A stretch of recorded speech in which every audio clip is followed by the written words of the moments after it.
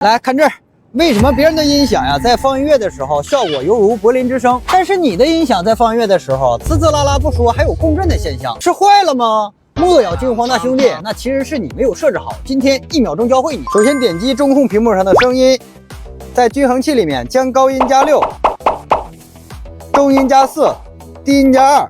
再点击声音聚焦，将聚焦的位置啊，我们调整到中心的位置，再点击音量，